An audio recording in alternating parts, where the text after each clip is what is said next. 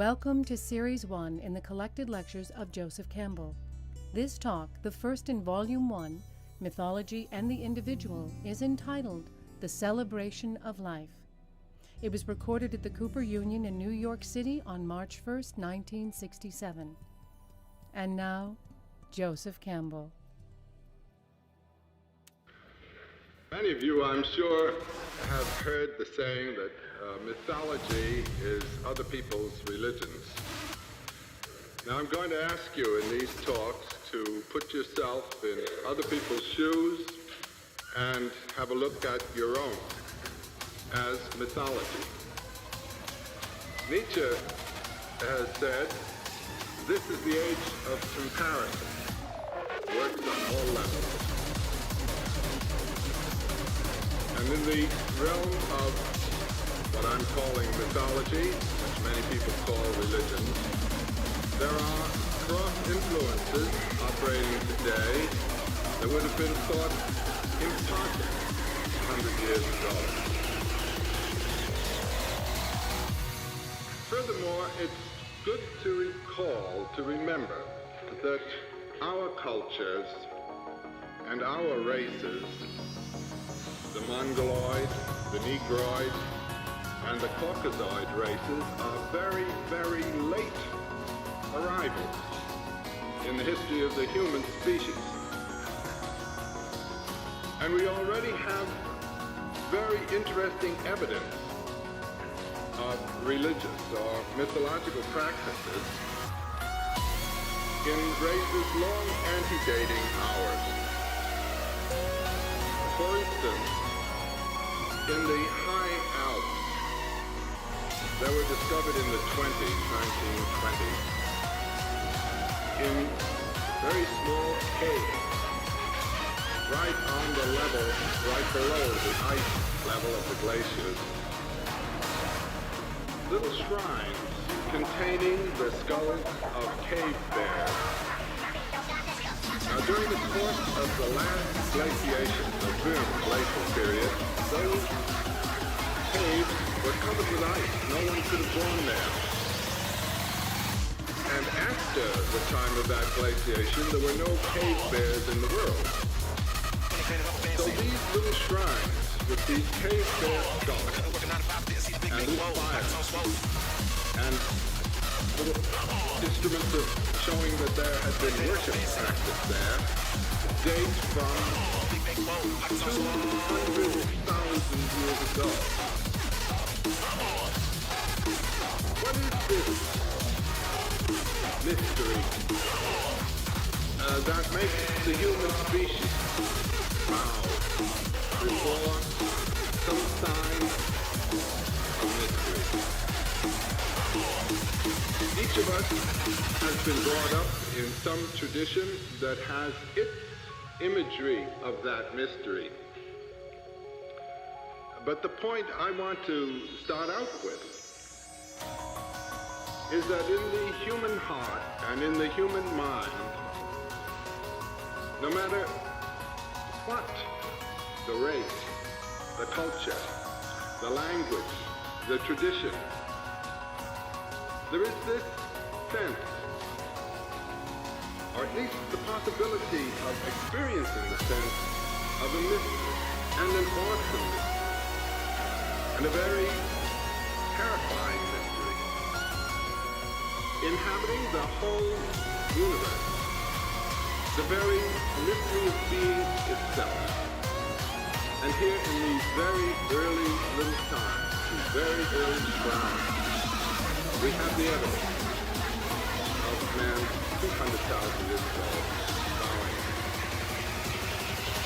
asking, devoting himself to something in this way of religion which we continue to know. This aspect, that inflection, and that other throughout the world today. Now there have been, in the past 200 years, a great many investigations and researches, some of them very pious, some of them very cynical, of the religions of the world, and certain quite constant motif, basic themes have come out throughout the whole field. These universal, these continually recurring themes. Also, in each of the various areas, there are quite special, particular inflections, quite different from those in other areas.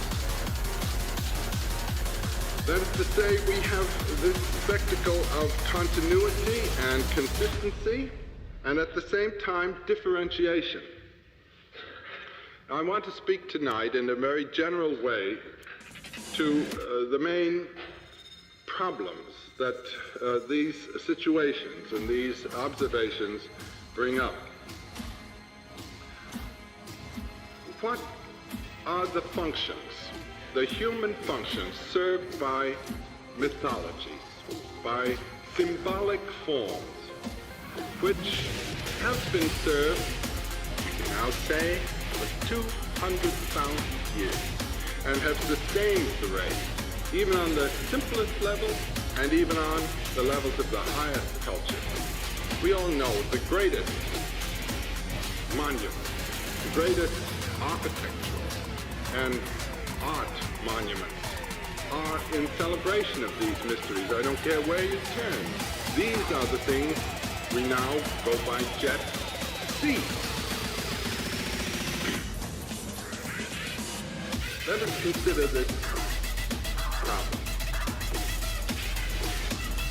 The human eye opened at a rather late stage in the development of the individual. He has already done the most marvelous work he will ever do. In a mysterious way, in his mother's womb, he has built a human body. And this body has organs that are directed to certain ends and intentions. And these were not the organs designed by reason, designed by consciousness. Reason and consciousness comes to itself and asks later, what is it I'm all about? What is it I am here for? Why is it I do this and that? Furthermore, the coming of the eyes into the human, not the human, the general biological picture is very late. Life had already originated hundreds of millions of years before eyes opened and saw what was going on, saw what life was doing. Now if you see and think what it is that life does, that life has to do in order to be life, it has to kill and eat other life. That's the basic thing. This is a rather monstrous thing. And when the eyes see what the situation is on which its own life depends, its own existence depends, when conscience and consciousness become aware of the preconditions of their own existence, there is often a sense of shock, a sense of horror. You know, the basic word of Buddhism, all life is sorrowful. That's one way of recognizing this. There is also the feeling many have of guilt simply for being alive. This is, in a way, symbolized in the image of the fall in the garden. Life is monstrous. Consciousness has other notions of how things ought to be, what virtue is, so on. One of the problems that man has to face is reconciling himself to the foundation of his own existence. And this is the first function of mythology. That reconciliation of consciousness with the mystery of being, not criticizing it. Shakespeare, in his definition of art in Hamlet, where he says, art, or the art of acting, as it were, holds the mirror up to nature, is a perfect definition, I would say, of the first function of mythology. When you hold the mirror up to yourself, your consciousness becomes aware of its support, what it is that is supporting it. You may be shocked at what you see. You may be greatly pleased. But one way or another, you become aware of yourself. Your consciousness becomes aware of that darkness, that being which came into being out of darkness, and which is its own support. The first function, then, of a mythology is the reconciliation of consciousness to the foundations of being and the realization of their mystery as something that consciousness is not going to be able to criticize, not even going to be able to elucidate, not even going to be able to name. It is something beyond naming, beyond all definitions. That's the first point. And when that is lost, one loses this sense of awe, this which Goethe calls the best thing in man. One loses the sense of gratitude for one's privilege of having this center of consciousness aware of these things. The second function of mythology is to present an image, a total image of the universe as consciousness is aware of it. We have to encompass the whole of what we know and see that in terms of this mystery. Now, as you immediately realize, in the course of the ages, in the course of time, man's understanding and man's image of the universe has greatly changed. The views of the world round about that the Pawnee Indian would have had on the plains of Nebraska 200 years ago is very, very different from what is now propounded in the University of Nebraska. A totally new cosmos has come into being, has come into our consciousness. Likewise, when we read in the book of Genesis, the story of the creation of the world, that's not the world that our scientists are telling us about. Read an account of the coming into being of the cosmos from the spiral nebulae hundreds and hundreds of millions of years ago, and try to bring that into accord with the biblical stories, or try to bring it into accord with any of the inherited stories. The image of the cosmos must change with the development of the mind and the knowledge. Otherwise, the mythic statement is lost, and man becomes dissociated from the very basis of his own religious experience. Doubt comes in and so forth. You must remember, all of the great traditions and little traditions in their own time were scientifically correct. That is to say, they were correct in terms of the scientific image of that age. So there must be a scientifically validated image. Now you know what has happened.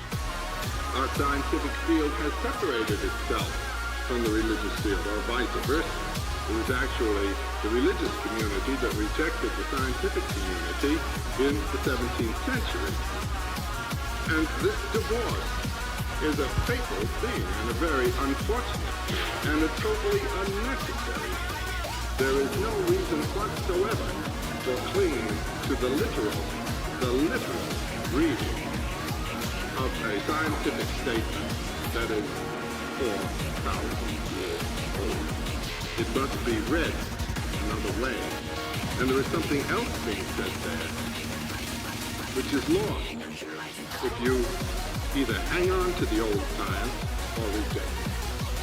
Now, the third function of a mythological tradition is to validate and maintain a certain moral order.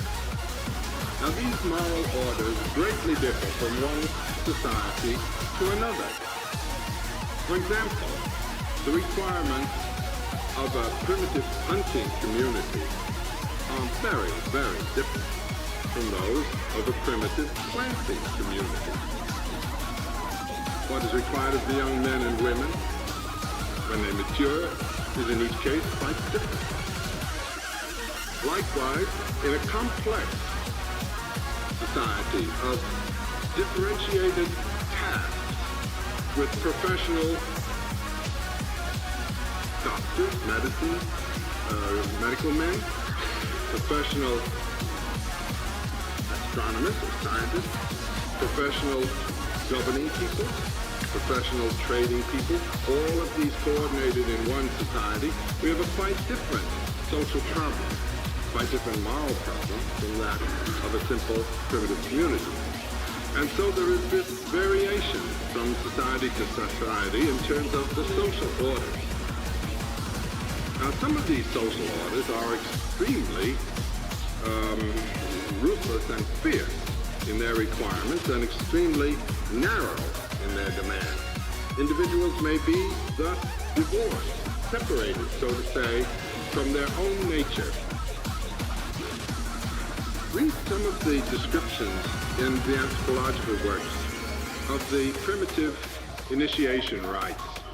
What is done to the young people in some primitive societies in order to test their courage, in order to integrate them in the social group. Now, most societies are extremely dogmatic and fierce in their integration of the individual. The individual is born as a separate entity. He is carved up, so to say, and made to fit into a pattern that the society requires. It doesn't require a total man. It requires a part man. Not an individuum, but a dividuum, someone who has been divided up and put into a notch. This happens in the most primitive societies already. Nature produces this wonderfully rich being, full of possibilities. The society, and you cannot blame society, it is in a circumstance of its own, requires a certain specific, limited type.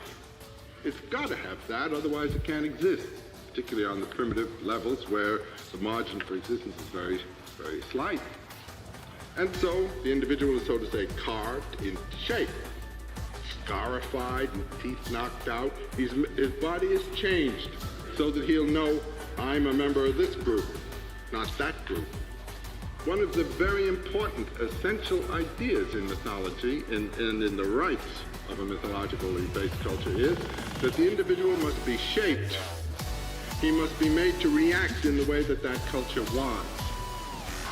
And in so shaping the person is removed, so to say, from his own nature. So we have two levels here. The nature level, which all men potentially share, and the local social level. Now, always, as we all know about societies, there is a group that finally gets hold of it and has certain vested interests in keeping things as they are. And when there is a change, when the social structure changes, this group continues to hang on, and it enforces its rights, so to say. And here, right within the social order itself, a destructive, dissolving principle begins to operate.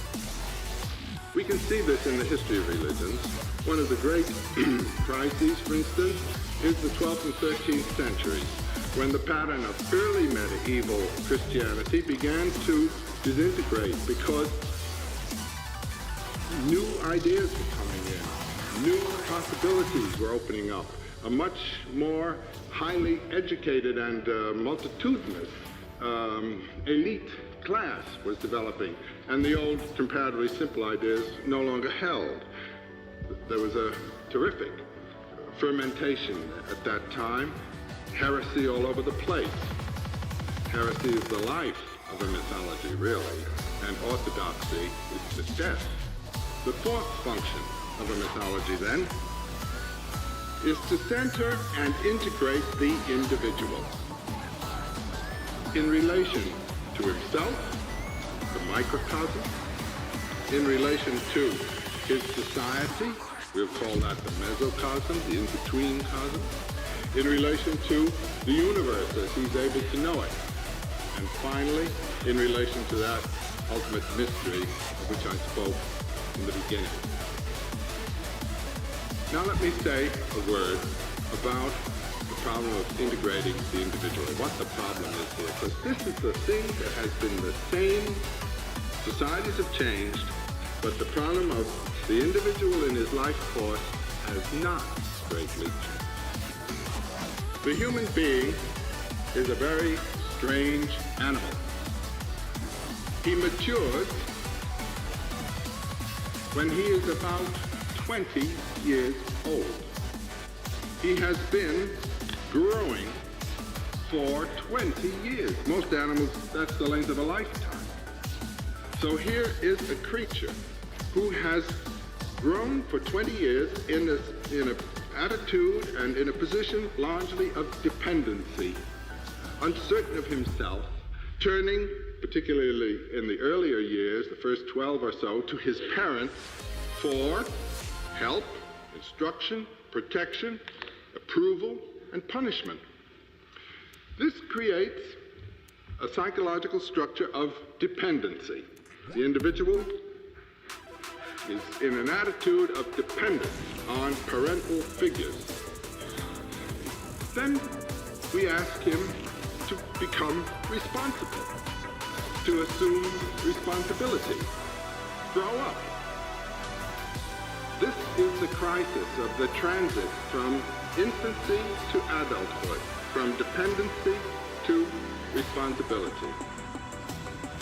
Something has to be done to make it happen. It won't happen automatically, as we now know from the problem of psychoanalysis.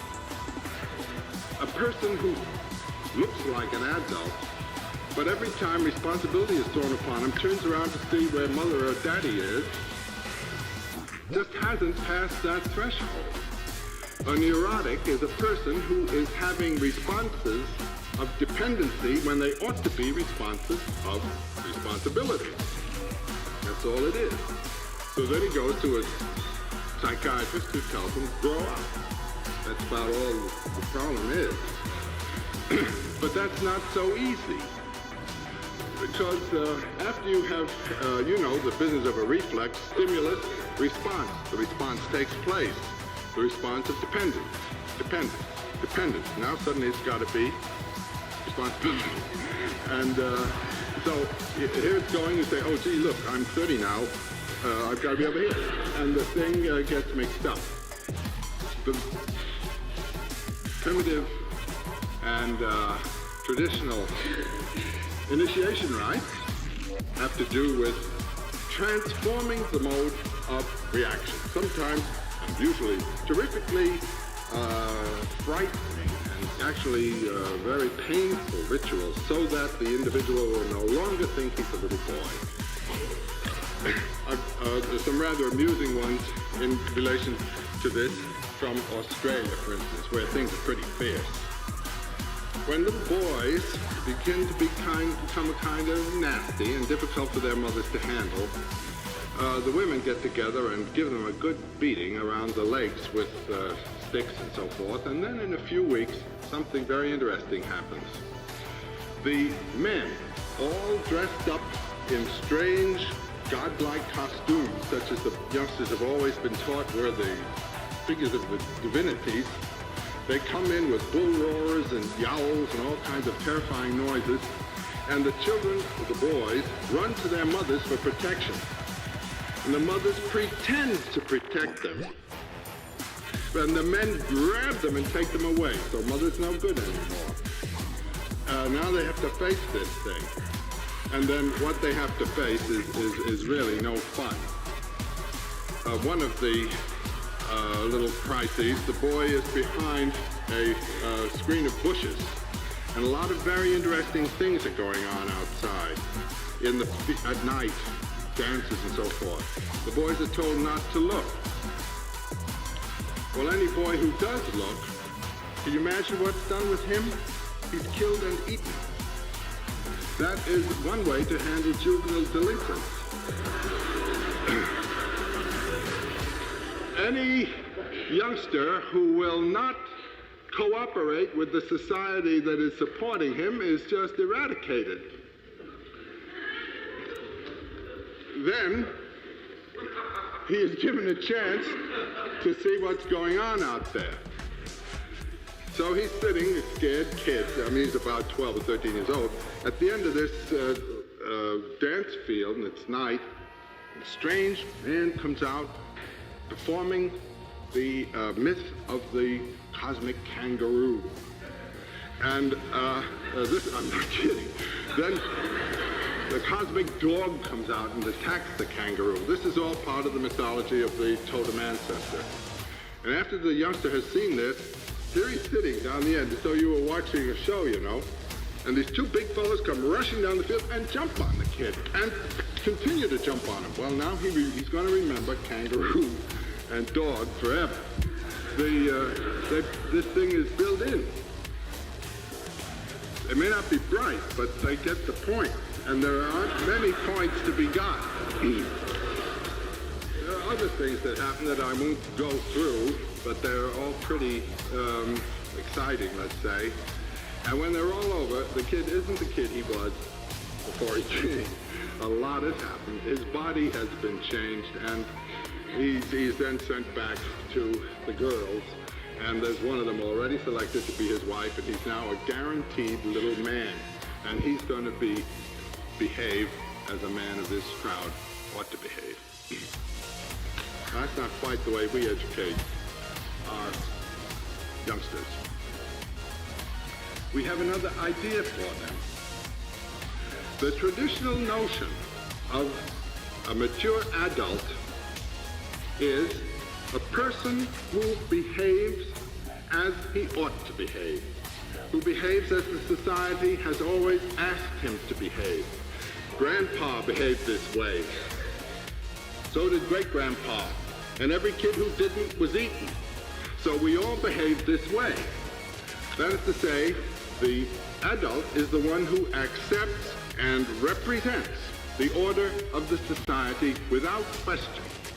This you get in all traditional societies. Now you know what we call a person who behaves that way.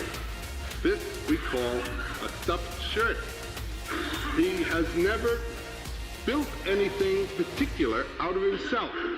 He has simply done as told. He's sure of what's right and what's wrong, and that's that. Now we can't have this anymore. And we don't want it. Our notion in our society today of an adult mind is a mind that accepts responsibility for its own actions, that judges in terms of values, not saying, oh, I want this because I like it, but in terms of an ordered, considered value scale. The individual is to judge, the individual is to criticize, and the individual is to represent with courage and loyalty his judgments. Now this asks a lot of the society itself that wasn't asked before. This also tends to shatter the idea of authority. Now that idea was formally validated by saying it came from God. The Lord of the universe ordered things this way for the society. The point I want to make is this, that all of these divine interpretations of local laws, of local social orders, are simply cooked up. They're not true. The society has changed with time. These are functions of conditions, of geography and history. One must realize that the moral order is in flux, is changing. There is no God-given right, wrong, true, false, moral, immoral. And with that kind of relativism, one is free to live as a human being, not simply as a, pardon me, as a robot, repeating patterns that have been enforced in the past. So we have a much more sophisticated idea toward the social order. However, when it comes to this other problem of the natural order, one's nature as man, the thing is not quite so relativistic.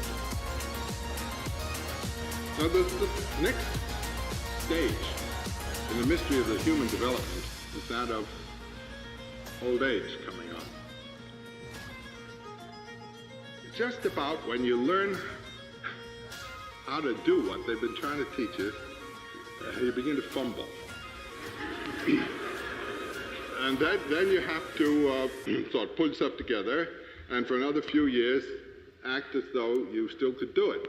And then everybody else begins to see he's not doing so well. They put another waiter in to take over the job for you and that kind of thing. And you're gradually eased out. In other words, the first function of the local social mythology was to bring you from childhood dependency to responsibility in terms of the social demands. And then just about when you're beginning to feel good about it all, the society that has said you've got to do what we want begins to say, well, it looks as though you can't do what we want, so you're on your own. Then you have what's called a nervous breakdown. The next problem then in a mythological order that is going to take care of us is to tell us what to do with our psyche when that begins to happen. The economic problem isn't the main one. Not that somebody should, give you a fishing rod, send you out fishing, and then have dinner for you when you come home. It's what are you going to do with that power inside you? You've become somewhat aware of the world, of the mystery of the world, and you just don't want to go doodling along with silly little children's hair, and that's not what you're worth, not what you're ready for. There are problems to face.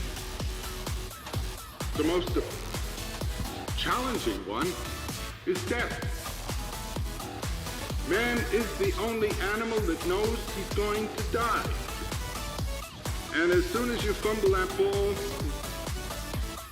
it's coming. Schopenhauer has a wonderful line somewhere. He says, the first half of life, when there's a knock on the door, you think, here it comes. And the last half of life, when there's a knock on the door, you think, here it comes. So we find this wonderful problem, and the mythologies in general, the religions, have served it. They have provided images, tasks, and disciplines that carry the child from childhood dependency to responsibility. Rather simple responsibilities, those that the society says you've got to accept. And then they've provided a way out. They tell you that Daddy will be up there and you're going back home. Now this isn't quite enough anymore either.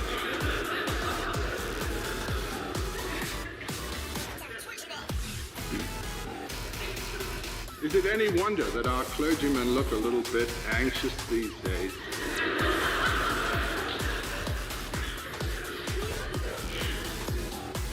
Now I just want to speak about the phases in the development of any mythology. How did it start and what happened to it? I think one could say this, that all of the high cultures and low cultures, and primitive cultures, and charming, simple cultures, and great, big, enormous ones have grown out of myths. They are founded on myths. And what these myths have given has been inspiration for aspiration. The economic interpretation of history is for the birds.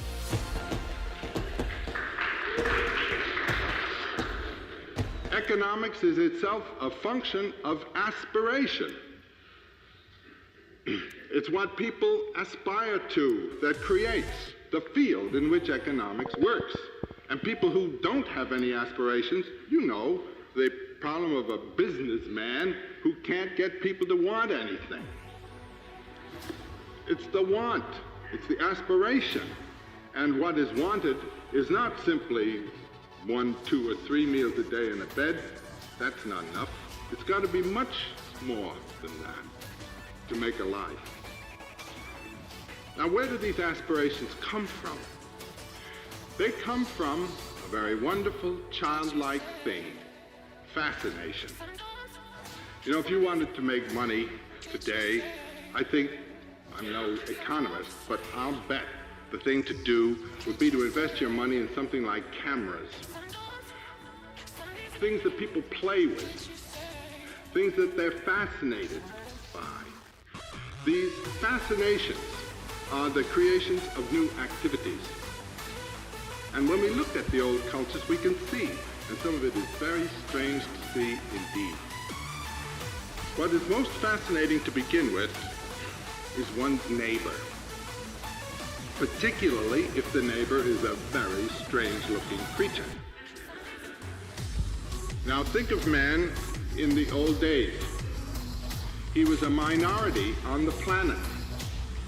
And when he looked at his neighbors, they had 4 feet, they had horns, they had great woolly bodies. They were very strange playmates. Furthermore, he was eating certain of them, and they were rather dangerous.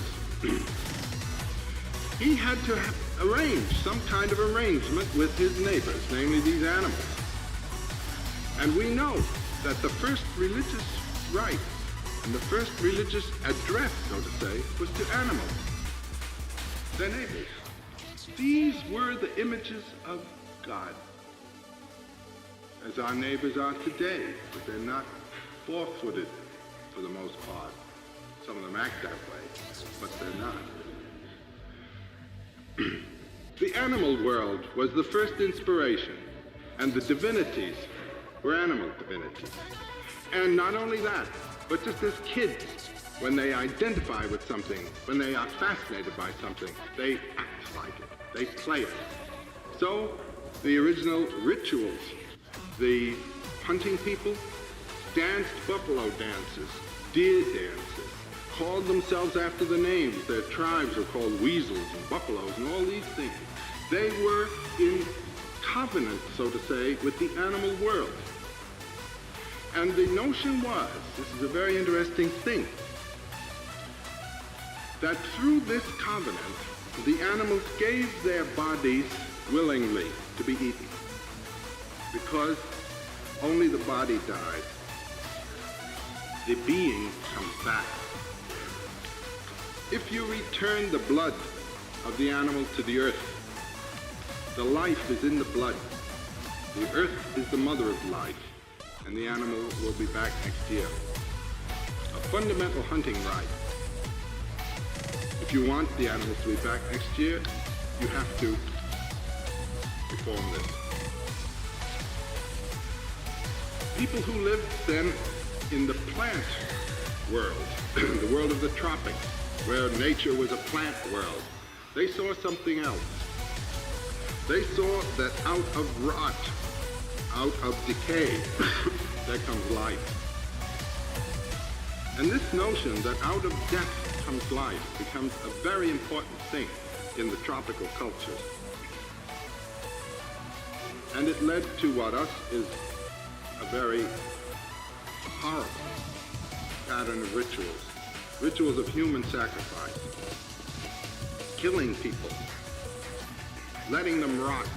Burying them with the notion that out of this death there would come life. in Indonesia, Borneo, the old headhunters. The idea was that before a young man could marry and beget life, he had to kill life. He had to get ahead.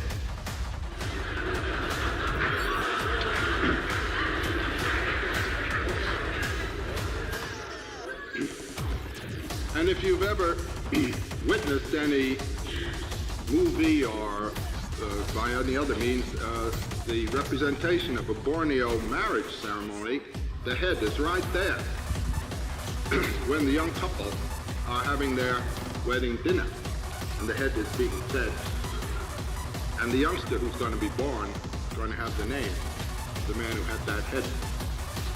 That man's coming back. This notion that out of death comes life becomes a very important theme in the later religions of the world. He who loses his life shall find it is a spiritualization of this idea.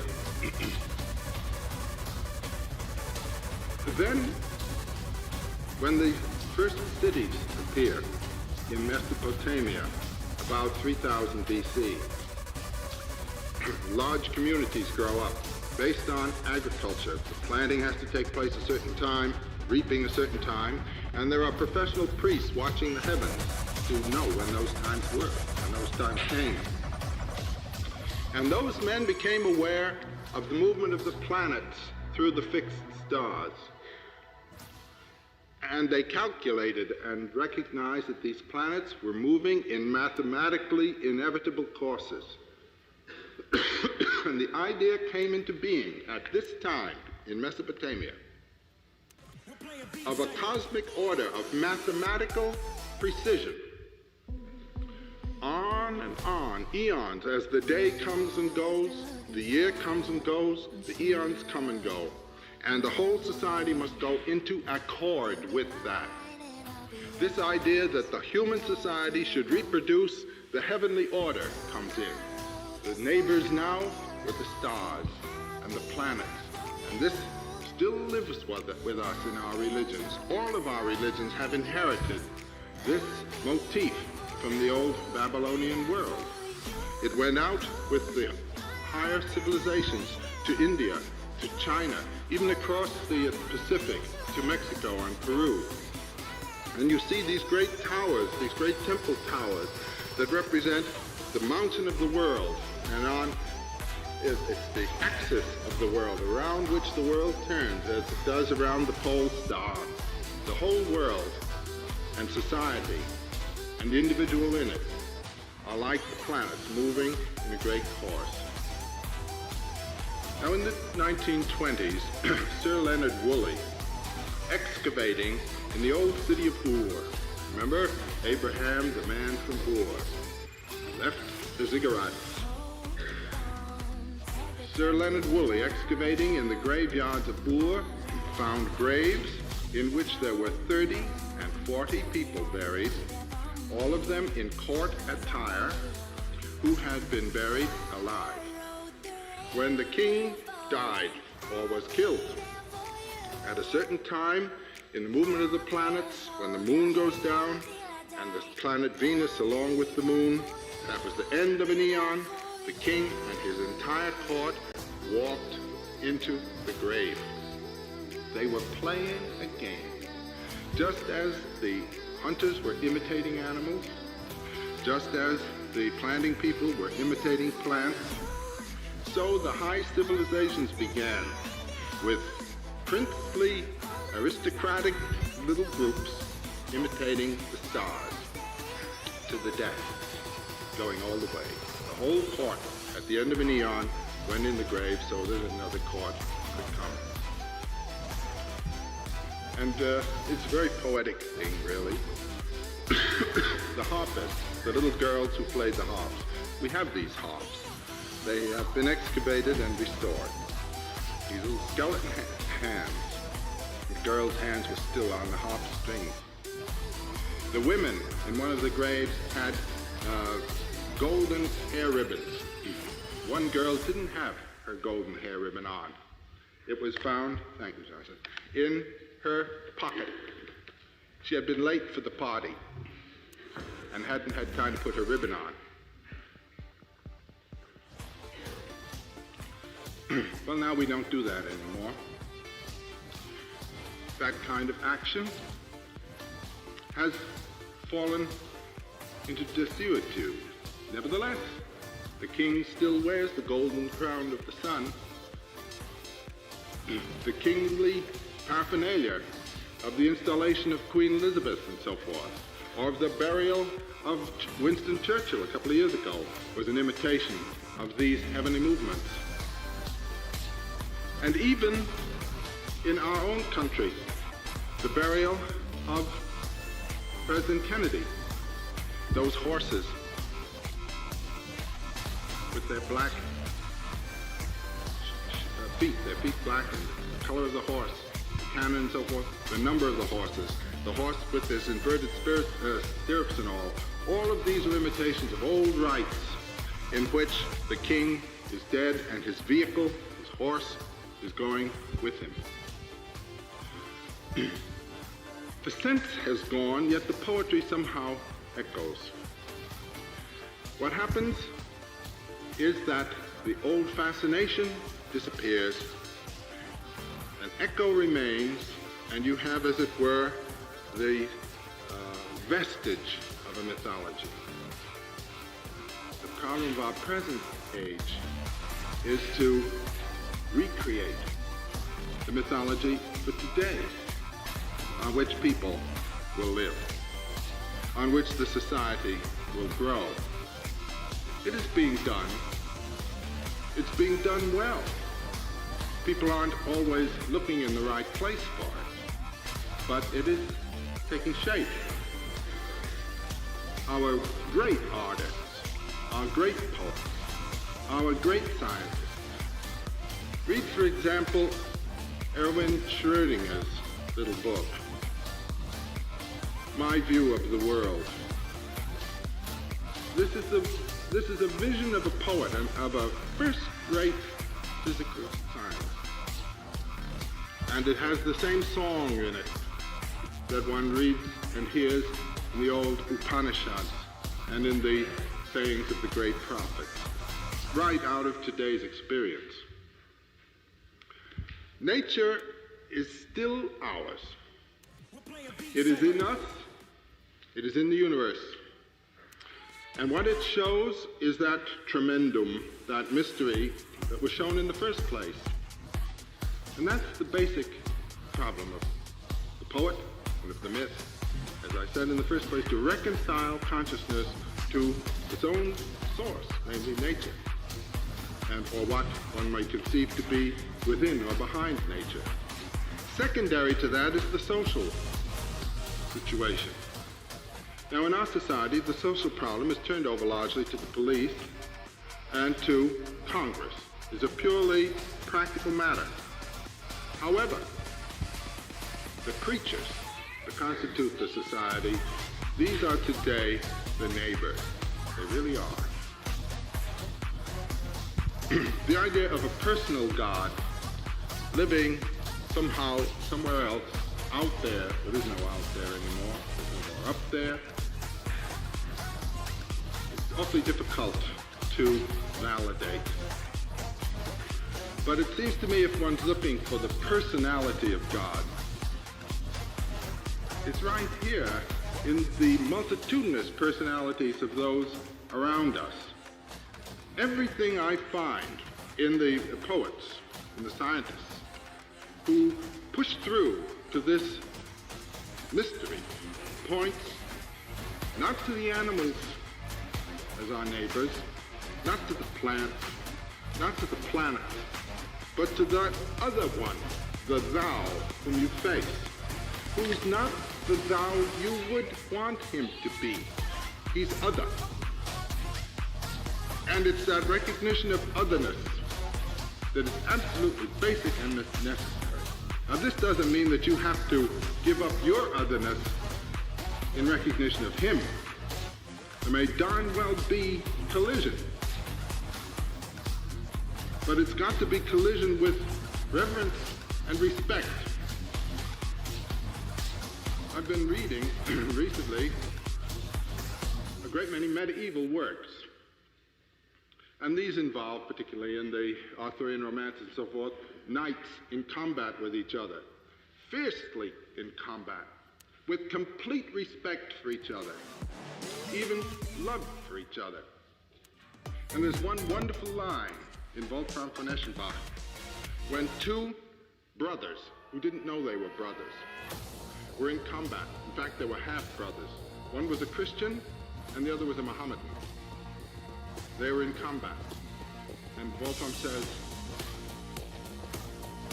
if one wished to think of it that way, one could say that they were two battling. But they had the same father, and they are one. And they are one, battling himself out of loyalty, out of honor, and doing himself much harm.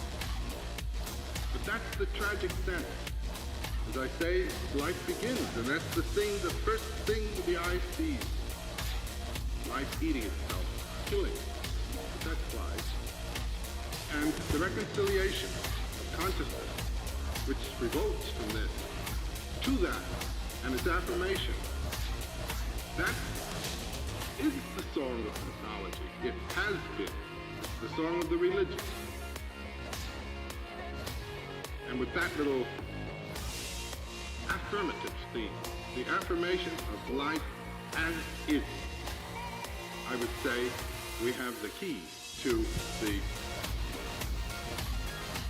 hopping up, the stepping up, the invigorating life, which has been the function, actually, the first function of mythology from the time the old cavemen asked the bear to give his body to their life. So that little theme flows. Thanks to you all.